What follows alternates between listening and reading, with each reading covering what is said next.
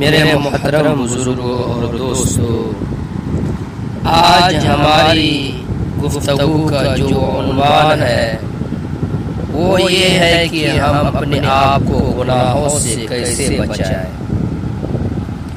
تو ناظرین، آئیے ہم آپ کو گناہ سے بچانے کے کیا راستے ہیں اسی کے متعلق کچھ باتیں آپ کے سامنے عرض کروں۔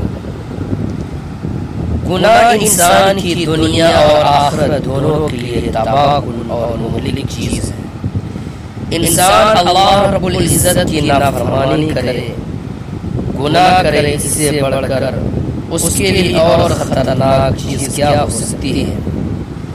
آج میں آپ کے سامنے قرآن و حدیث کی روشنی میں گناہوں سے بچنے کی وہ طریقے و راستے بتائیں گے کہ جن کو آپ اپنا کر گناہوں سے اپنے آپ کو بچا سکتے ہیں۔ سامعین، گناہوں سے بچنے کے لیے سب سے پہلی اور بنیادی چیز یہ ہے کہ گناہ سے بچنے کے لیے ہم اللہ تبارک و تعالی سے دعا کریں، اس لیے کہ گناہوں سے بچنے کی توفیق اور نیکیوں پر چلنے کی توفیق اللہ تعالی ہی کی طرف سے ہوتی ہے۔ دعا کریں کہ اللہ سے کہ اللہ تبارک و تعالی ہمارا ایسا خدا ہے، ایسا کریم ہے کہ وہ دعاؤں کو قبول کرتا ہے۔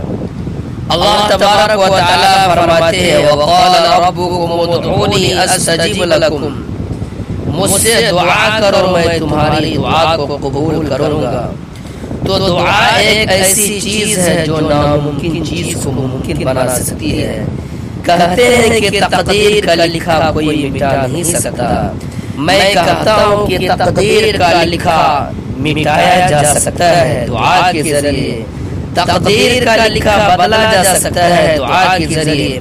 اللہ کے نبی جناب محمد رسول اللہ صلی اللہ علیہ وسلم نے فرمایا، ترمذی کی صحیح روایت ہے، لا يرد القضاء الا الدعاء، تقدیر کو نہیں بدل سکتی کوئی چیز سوائے دعا کے۔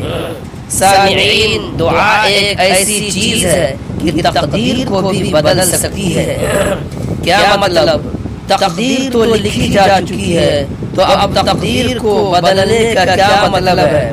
مطلب اس کا صاف واضح یہ ہے کہ تقدیر میں بھی یہ بات لکھی ہوئی ہے کہ اگر بندہ دعا کرے گا تو اس کے حالات بدل دیے جائیں گے۔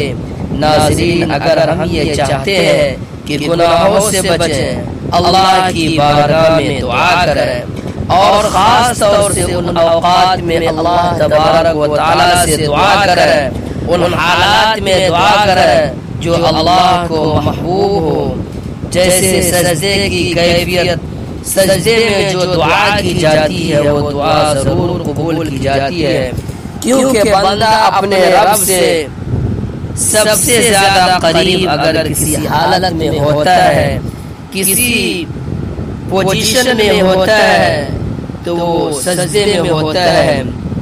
اللہ کے نبی جناب محمد رسول اللہ صلی اللہ علیہ وسلم فرماتے ہیں اقرب ما يكون من عبدي اقرب ما يكون العبد من ربه وهو ساجد، بندہ اپنے رب سے زیادہ قریب اگر کسی حالت میں ہوتا ہے تو وہ سجدے کی حالت میں ہوتا ہے۔ فاکثروا الدعاء، تو زیادہ سے زیادہ دعا کرو سجدے کی حالت میں۔ اس لیے اللہ کے نبی جناب محمد رسول اللہ صلی اللہ علیہ وسلم جو دعائیں کیا کرتے تھے، ان دعاؤں میں گناہوں سے بچنے کی بھی دعا تھی۔ اللہم انی اعوذ بک من منکرات الاخلاق والاعمال والاہواء، اے اللہ میں تجھ سے دعا کرتا ہوں، اے اللہ میں تجھ سے پناہ مانگتا ہوں برے اخلاق سے، برے اعمال سے اور بری خواہشات سے۔ تو ناظرین، برائیوں سے بچنا ہے تو سب سے پہلا قدم ہمیں اور آپ کو اٹھانا پڑے گا کہ اللہ کی بارگاہ میں کثرت سے دعائیں کرنی پڑے گی، جبھی جا کر کے ہم اپنے آپ کو گناہوں سے بچا سکتے ہیں۔